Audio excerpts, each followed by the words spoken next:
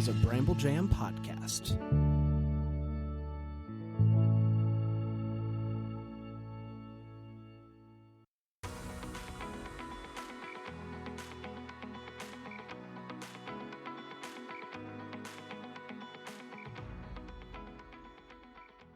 Welcome to Girls Gone Hallmark, a Hallmark Review podcast. I'm Megan, and I'm a longtime Hallmark fan. I'm Wendy. I'm a former Hallmark hater. We are back with our The Way Home Mailbag episode number 5, made possible thanks to your comments, questions, theories sent to us. Yeah, buckle up. It's going to be a long one. There's so many emails, so many comments we have to dig through. The very best place you can send those to us is girlsgonehallmark@gmail.com. Although we are pulling comments from Instagram, from YouTube. You are not being missed. But we got the most emails we've ever gotten this week. So we will be diving into those. But first, we need to discuss the absolute coup that took place in our Instagram stories last week. Okay, you have to tell the story because I was traveling and I was just getting updates from Megan. So I need to hear everything that went down. So the origin of the story is I read a comment on our Facebook page in regards to the Team Thomas, Team Elliot back and forth. And someone said, hey, you should post a poll on Instagram stories and see how it goes. Now, this person had an agenda. This person had a very clear vision of how they thought it was going to go. But I was like, fine, I'll bite. Let's play this game. So I posted a simple Instagram story poll. Team Thomas, Team Elliot. The early returns were for Team Elliot. Then I noticed Thomas is picking up speed. And what I noticed is that when I clicked on the people voting for Thomas, a lot of them did not follow us. Now, what that tells me is someone shared a link to this Instagram story. Which we're familiar with. We've seen it happen. And when we did our best movie bracket, we see that happen a lot. Which is fine. Fine. However, initially I was like, well, is this truly in the spirit of the poll, right? Like if you're sending members of a group that you have created around this particular fandom to vote in a poll, this isn't an accurate gauge of like the random sampling of Girls Gone Hallmark listeners. Now you've gamed the system a little bit, in my opinion. Mm-hmm. But whatever, it doesn't matter. It's a poll. I would say when I went to bed that night, they were within a few percentage points of each other. I do think Team Thomas had pulled ahead, but quite frankly, I didn't think this was that big of a deal. I wasn't like screenshotting it to see what was happening at this point. They were close. I wake up in the morning, I'm scrolling through my Instagram stories, and I see that the poll results are now, I believe it's like 98% to 2% for Team Thomas. Wow. And I was like, where you're like, what the hell just happened? What happened? I look at the results. There are now thousands of votes.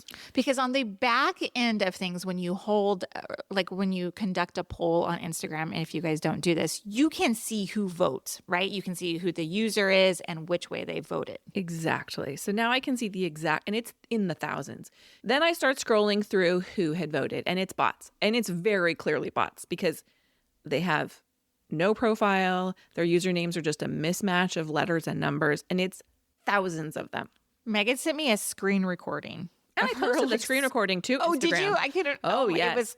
That was the video of me wild. just scrolling. And it was just scrolling through a small percentage of it. I did not scroll through all of it. So I did two things. I posted a screenshot of the current poll results saying, here, because what was happening also on the back end is people are coming across our stories in chronological order. So they're coming across the poll, they're voting.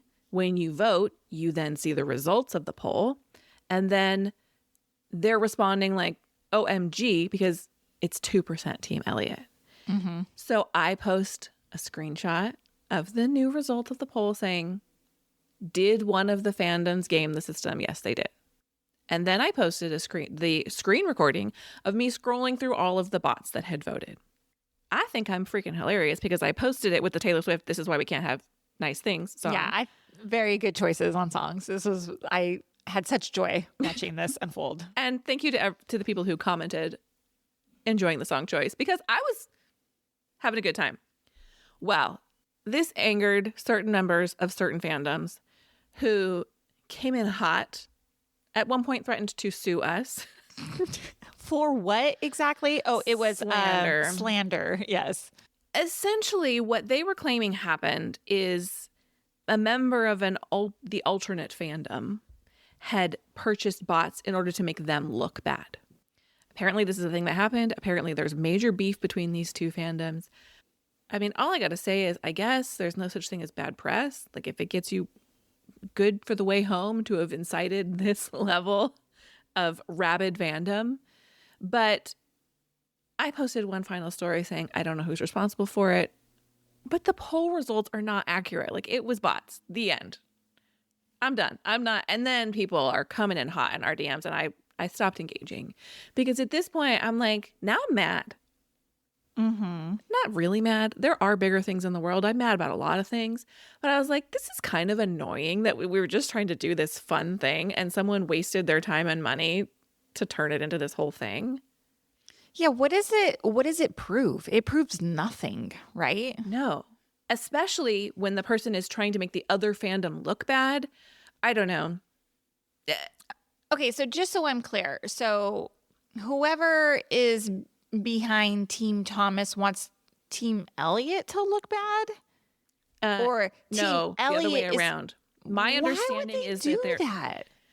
I don't why would you do any of it? It doesn't make any sense. I just wanted to say that I thought it was going to be a fun thing. It kind of got ruined. You made mom mad. And I want to say I did post that final share with Kendrick Lamar, which I just tickled myself pink thinking about that song as I was posting it. I was like, and we're done.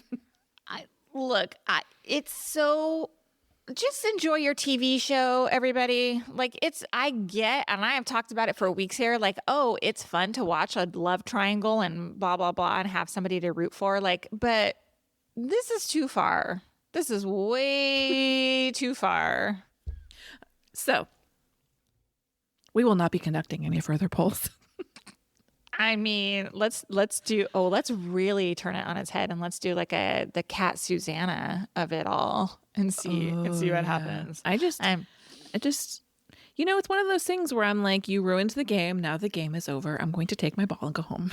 Yeah. I mean, look, we're just having fun, and it's strictly a way for engagement on our end for Instagram and letting listeners of the podcast like have some fun, have a voice. Like, we're curious. We were asking in last week's episode, like, where you guys stand on it all. Well, now we really don't know an answer because, well, do we know an answer? It was pretty 50-50, right? I think there's a pretty decent split. I guess we'll never know where people stand. That said, if Evan Williams and Chris Holden-Reed want to come on the podcast, we'd love to talk to you both. I think it would be amazing to get their take on all of this.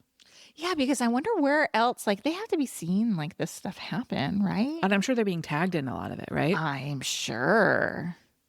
So let's jump into some of our comments Oh my gosh. that have come in over the last week. I got one last comment. Okay. And it comes from your teenager.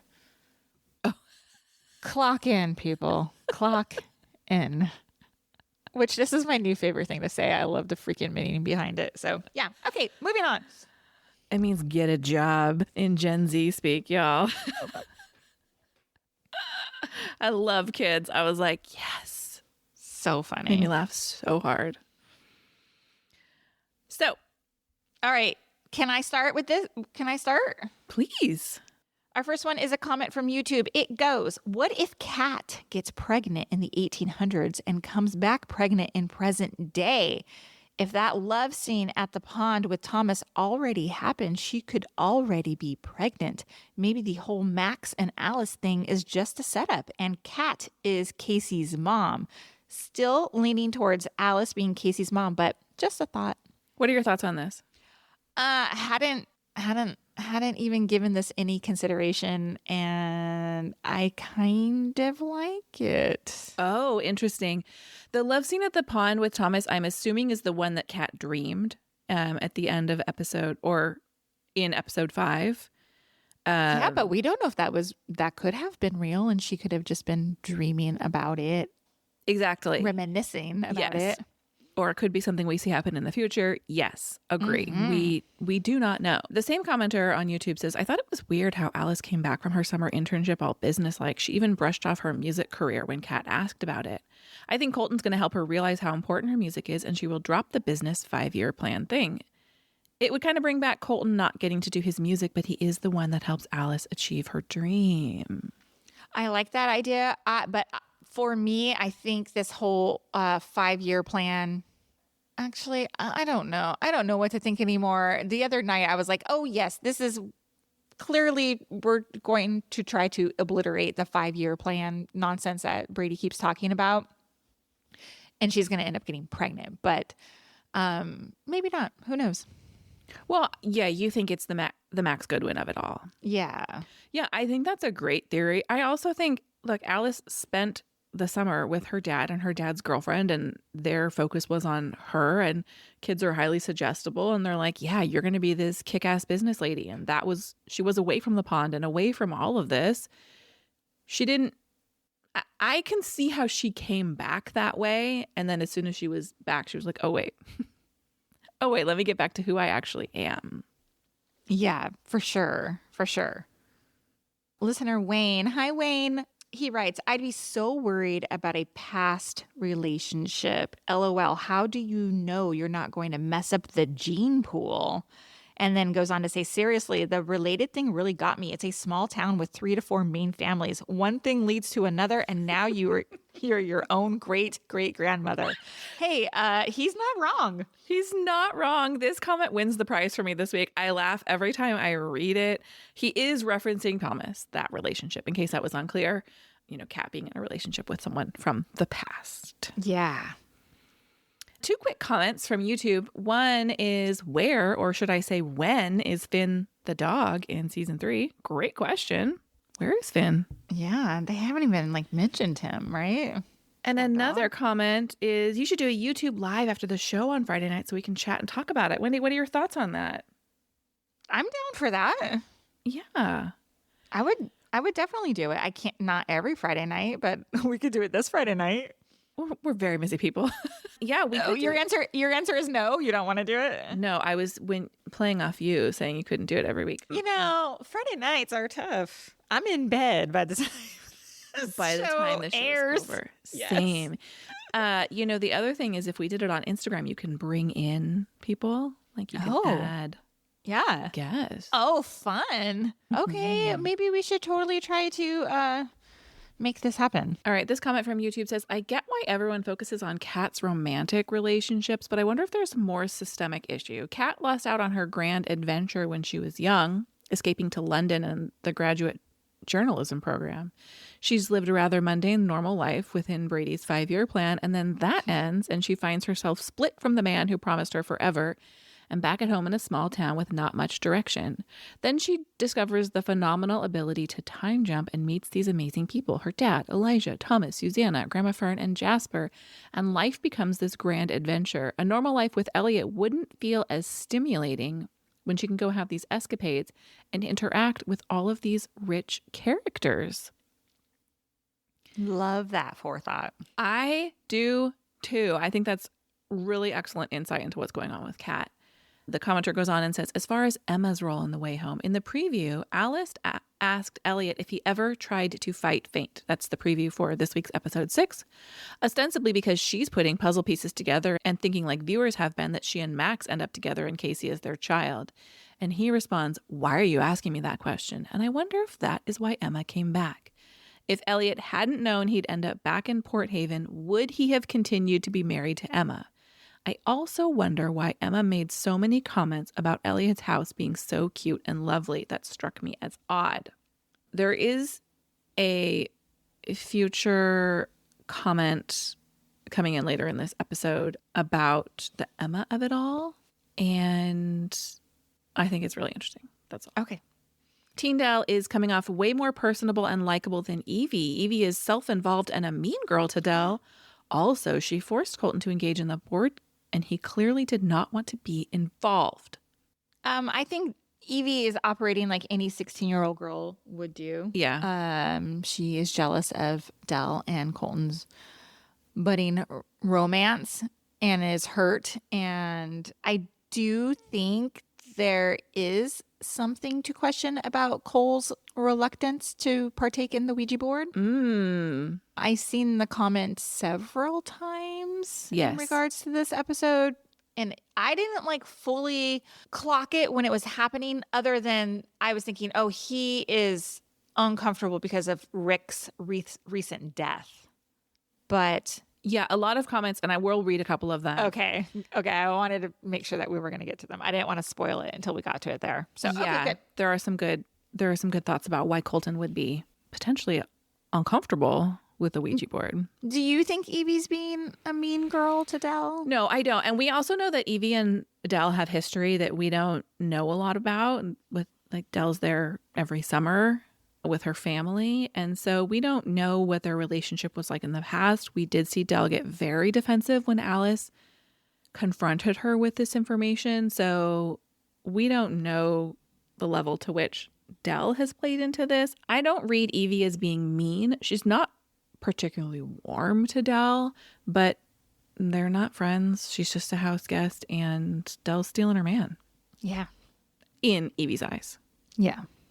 Another message from listener Wayne. He writes, oh, pond problem I thought of. Why did Colton go crazy hiring investigators to find his missing kid? If you know about the time-traveling pond, you freaking out about telling him to stay away from it. Why aren't you diving in there yourself, at least checking to see if that's what happened? Unless that's what he did, and that's why we see Colton watching his own family at that bonfire. Once again, the only evidence we have at this point in the show of Colton time traveling is when we see him in the bushes. And so what if all this time, like, he's been told about the pond and he's never been able to make it happen? We see him try and rescue Rick. It doesn't happen. What if this is the first time he's finally able? He's just been trying to jump, and finally the pond takes him back to this little family moment shortly before they lost Jacob. Yeah. Maybe. Michelle says, did you notice the drawing on the back of the music book? It's a big sun and what appears to be a boat. We know nothing is by accident, so this means something, possibly referring to the time the sun went away. She sends a screenshot of Kat holding it, and then she sends another. Alice holds it, and it's clear that the sun is lower than the boat, referencing that the sun disappeared. But if Jasper made the book, how would he know unless he's a time traveler too? She sent some screenshots where it's very clear, like Kat's holding it up, Alice is holding up the music book. The drawing is intended to be seen by the camera. Oh, interesting. And I did comment that, Rita knew about the sun, so it's entirely possible that that was like town lore, and Jasper would have known it as well. But the boat with the sun. Listener Cindy sent an email. She says, hello, I just listened to your latest Mailbag episode. I wanted to let you know that I'm enjoying the season as much as I loved the first seasons. I do not watch for the love stories, but rather the show as a whole. I agree, Cindy. Having said that, I would like to point out that in season 1, the majority of the fan base did not have any issues with Elliot. Cue Thomas in season 2, and the divided fan base begin, as well as tearing Elliot's character down. It is a large group of Thomas fans. However, in the comments on Facebook, it's usually the same 5 or 6 people commenting the same thing over and over about Thomas, and they all have multiple fake accounts that they use to reply to people. And it can get quite nasty with fans if they don't share their opinion. I love Elliot's character, and I like what Thomas brought to the show in season 2. I just don't like what the triangle has done to the fan base. It's very frustrating. I do not think that the show is in jeopardy because of Thomas not being on much this season. There is so much more to show than Kat's love life. I love that. I love the perspective that this show is so much more than this love triangle. I agree. I absolutely agree. I just like thinking about like all the other like bits and parts of the story. Like I'm really interested in Dell and Sam. I'm really interested in Jacob's return, basically, or his, how he heals from being a time traveler, like how he assimilates back into present day. Like, I'm really interested in all of that. I'm really interested in Alice and her 5-year plan situation with Noah and with now Max Goodwin. So it's, for me as well, it's way beyond the, love triangle stuff.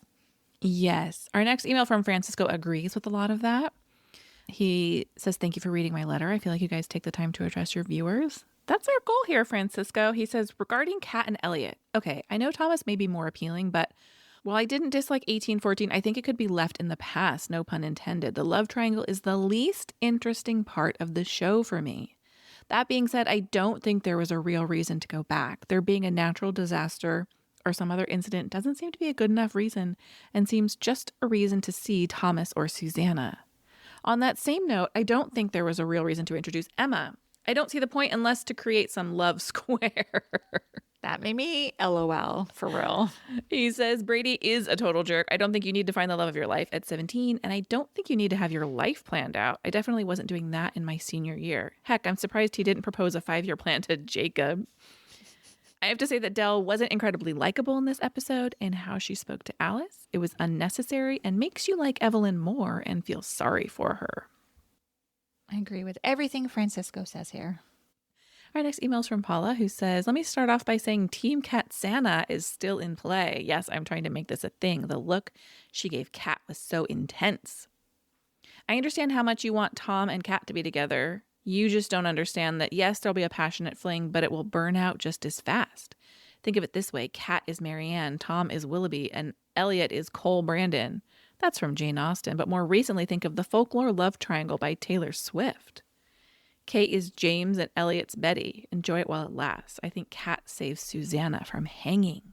Casey makes sense for Cassandra. Remember, they're non-binary. Their existence isn't denied in Canada. Casey is a non-gendered name. Cassie isn't. I'm starting to believe they're from the future. She also says, Dell's reaction to Alice talking about Evelyn makes me think she heard that before. It really struck a nerve and there may be truth to it. Yeah, I definitely think there's more to unpack there.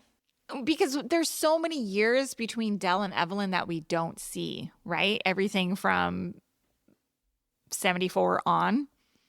Yeah, I totally agree. I think Dell's reaction to Alice says either like Dell feels some guilt about the way she treated Evelyn, or we know that their story is deeper than just this summer. Mm-hmm. There's more there, and Dell plays a role in it. Paula says, Brady's a jerk, but isn't it interesting that Brady and Noah kind of look alike? I feel like more this season than before. I think so too. Is it Noah? I think Noah's hair is shorter this season. Yeah, the hair is different, but for sure there is a similarity there. I need to know if it was intentional. I don't know. Finally, Paula says, that wasn't an official Ouija board. It was a spirit board. My older sister had a Ouija board. None of the predictions came true. Really? Also, Evie's a bit too eccentric in this episode. I don't want to say weird. I love Evie. I think she's just eccentric enough. I agree. I love Evie. Beverly writes in, she says, hi, ladies. Love all your podcasts. Keep up the great work. I have a theory about Dell that I thought I would share. Don't know if there's any concrete facts at all, but here it goes. I also agree that Dell is pregnant in 1974. I think she gives up the baby, and that could be the baby in the basket we see placed on a porch. When was a baby placed on a porch? I thought the baby was placed on the banks of the pond. I think it is. Okay. I also think that somehow the anonymous letter that she keeps getting has to do with that. Dell does have a secret, and I think this is what it is. I don't know who that baby grew up to be, though. A couple more things. Could Sam be a time traveler too? And is there a possibility that Colton is still alive somewhere, somehow? Seems like anything could be possible. Thanks for listening to my theories. Let me know what you think. Have a great weekend. Beverly also left her cell phone number, and part of me kind of wants to send her a text just to say hi. That's probably just like her email signature. I know. I don't think she was leaving it purposely for us, but I just want to be like, hi, Beverly, it's Wendy from Girls Gone Hallmark. I love it. Hi. I love it. So what do you think? Do you think there's any. Okay, I think I agree with a lot of her points. The anonymous letters, I do think, have something to do with whatever is going on in 1974. Dell being pregnant, whose baby is that? What happened to that baby? And whether or not Sam is a time traveler, there is another email we're going to get to. Something is up with Sam. I fully believe Sam is more than he seems. We have an email from Athena, who is a brand new listener. Welcome, Athena. Athena has multiple points, so let's run through them one by one. Number one, I think it's Kat that gets locked in the attic by Cyrus because Cyrus sees her and recognizes her as the White Witch. Also, in previous episodes, we see Susanna's grave and her last name is Augustine, not Goodwin, which is weird. The grave also says she dies in 1855. If Susanna married Cyrus and they had kids, wouldn't Elliot also be a Goodwin? Good question.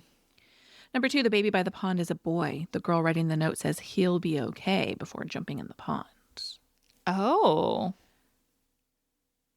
Interesting. Number three, during the seance, Evie mentions summoning the founding father, and Colton quickly says no. Why doesn't he want to talk about his founding families? Also, after the pointer spells out blame, it spins in circles and flies over to Colton, which upsets him, and he leaves the group quickly. Colton is to blame for something. I think he's been time traveling for a while. He also tried to tell Evie about how he did something bad in a previous episode, but was interrupted by someone in the woods and left to check on Fern.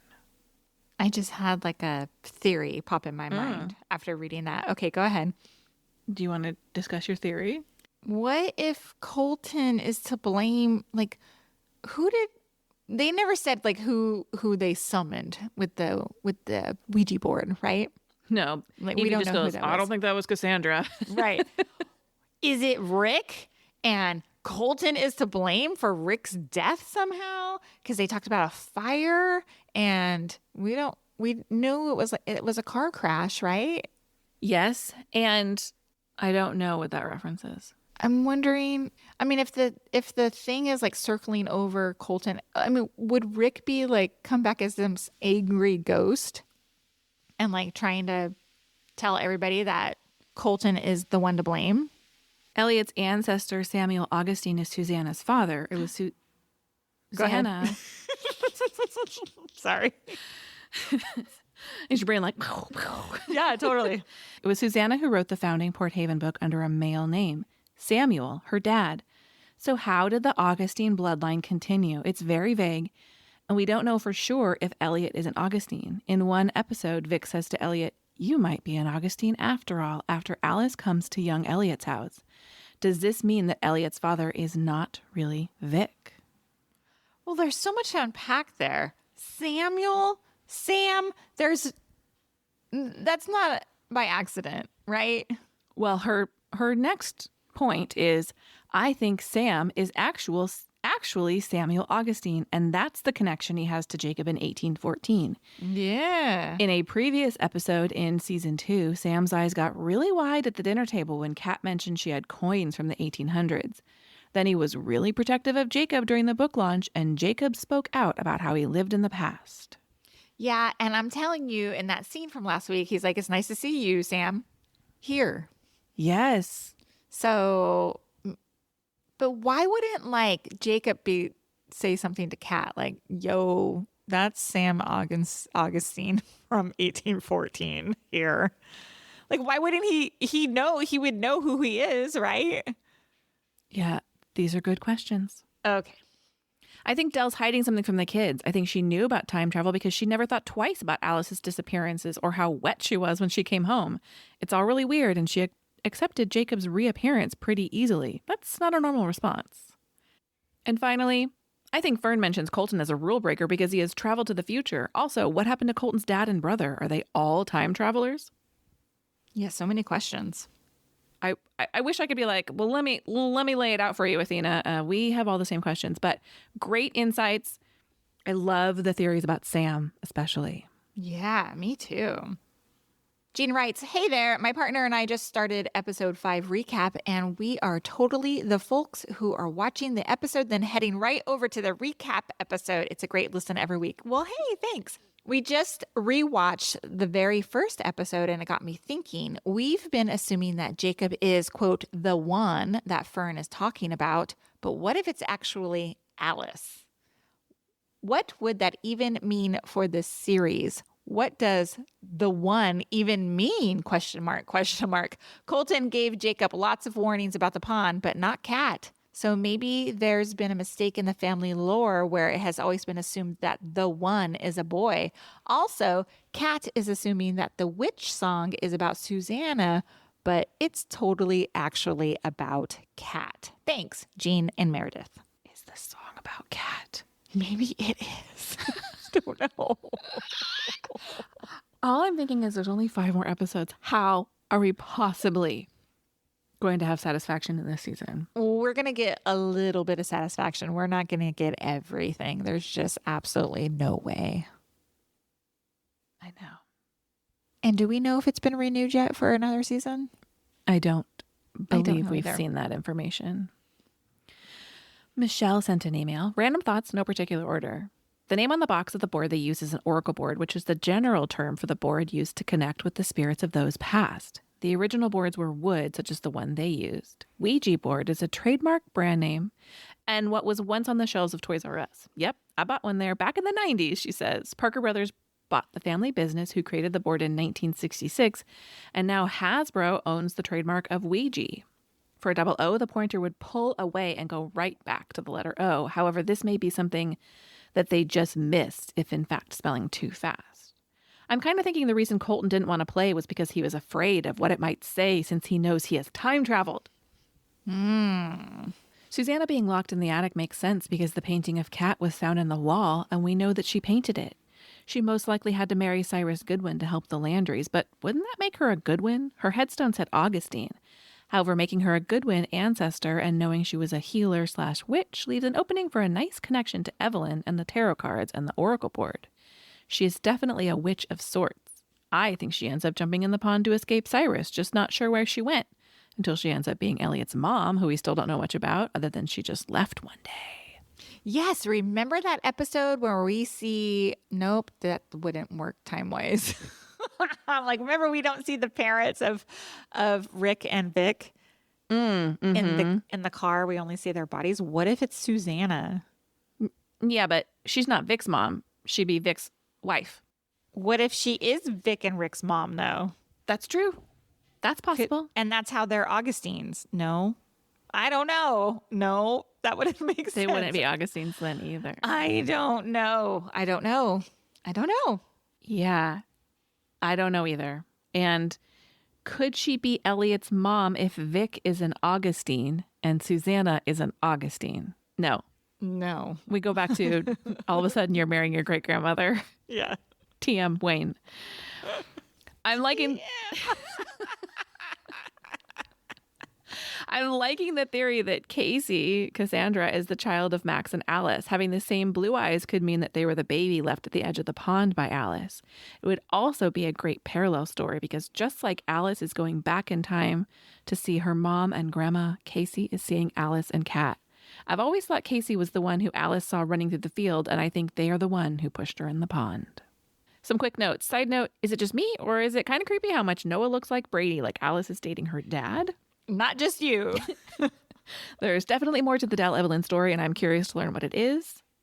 Sam, yes, there's more to him than we know. I'm half expecting someone named Sam to show up in a flashback to 1974 or the 1800s as a friend of Colton or Evelyn's that Dell doesn't remember. One final thing, Michelle says, the folklore flashbacks and end scene may have swayed me over to the Tomcat side. They have serious chemistry where Elliot and Kat have that childhood friend, known you my whole life chemistry. When Kat and Elliot kiss, it looks awkward, and when she kisses Thomas, it's hot. Elliot wasn't Kat's first choice, Brady was, and I don't think she has the same level of feelings that Elliot does. Elliot has loved her his whole life. Kat fell into it after moving back home because it made sense. I also think the comment to Brady about living at Elliot's house was only temporary has deeper meaning. Kat noticed how Elliot looked at his ex-wife and not how he looks at her. Our next email comes from a different Michelle. She writes, I made the joke about Thomas having... Oh, wait, when did she make a joke about him smelling? I believe in our DM. Her comment was, Chris Holden Reed is a hot looking man. There, I said it, but Thomas, not enough penicillin or vaccines or soap. Okay. This is a follow-up. And it says, after watching the episode, I realize I've been wrong about so many things this season. And it's a list of 5. Ready? Yep. 1, Elliot and Kat felt off this year, and now maybe they aren't the end game. I couldn't believe the chemistry between Elliot and Emma. I realized the oddness of Elliot this season is maybe that he's wrong about Kat. I hope he ends up with Emma. A reunited with his ex-wife? Whoa. In this series, no character is truly good or bad. They are all gray like real life. Until you know people, you don't understand why they are the way they are. In the end, we're all doing our best we can with what cards we have been dealt. Number 3, Ouija was awesome. That's it. Ouija was awesome. It was a cool scene. Number 4, Chris Holden Reed is back, and I am here for it. I'll take smelly, lice, communicable diseases, hotness any day. And can we please make that into, no, we can't. I was like, can we please make this into an Instagram post? Literally is what I'm imagining. Like, but I'm telling you, like, then we're just going to get bombarded with like, how about Chris Holden Reed is back and I'm here for it? Okay, I like that. Finally, The Way Home is such a deep, smart show. I have to watch it more than once. It's not mindless scroll and watch TV. I love it, and it makes me, quote, ponder bigger life questions. But finally, thank you. Yeah, thank you for the podcast. No one else I know watches, so it's nice to have friends to chat with afterwards. You are welcome, Michelle. Thank you. Thank you. One last email from Jessica. She's got 3 items to unpack. Something really bothered me. Why is no one worried that Kat is the witch they talk about hanging? I understand the psalm seemingly talks about Susanna and her remedies, but if Kat goes back, it's 50-50. It's Kat or Susanna as the witch. I think it possibly being Kat is supported by Susanna marrying Cyrus. I don't think he's going to hang his wife, and he's the final say in the town. He would, however, lock her in the attic forever if he thought she helped save Kat. Or if it is Susanna getting hung, does Cyrus spare his wife and lock her in the attic to protect her? That would be a surprise. On to Colton the Rule Breaker. We are told that one of the pond rules is you can only go back in time. What if the rule Colton is breaking is that he can go forward in the pond? This is the second such suggestion in this episode.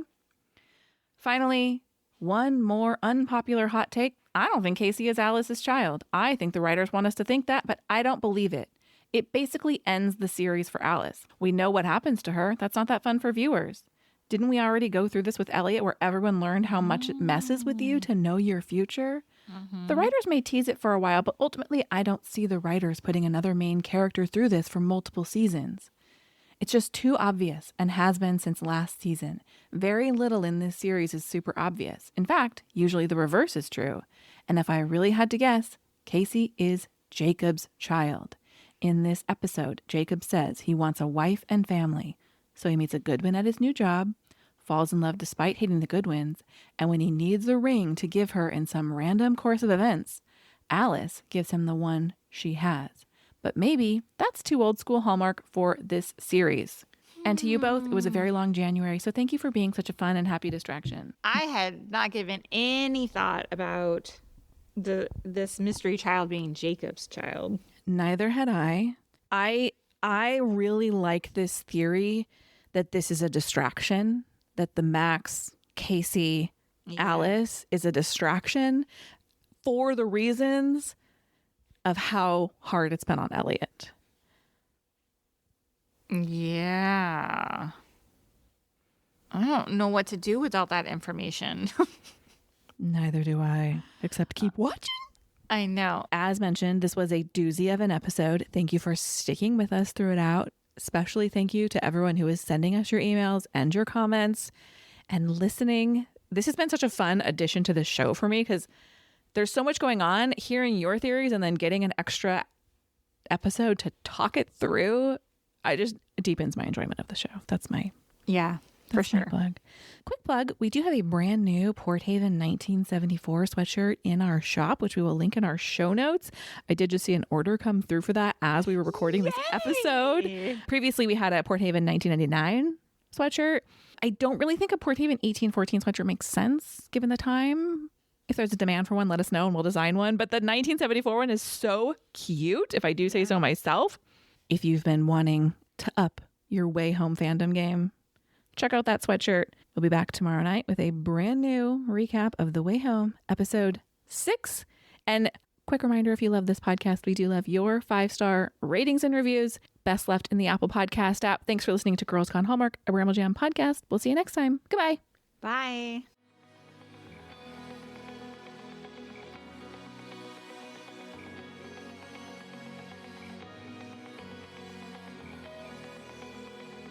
All right, friends, before we go, just a quick heads up. You're about to hear some ads. These little gems help us keep the show running and the Hallmark love flowing. So do with that info what you will. Grab a snack, hit the skip button, or maybe, just maybe, listen in and discover your new favorite product. Bye.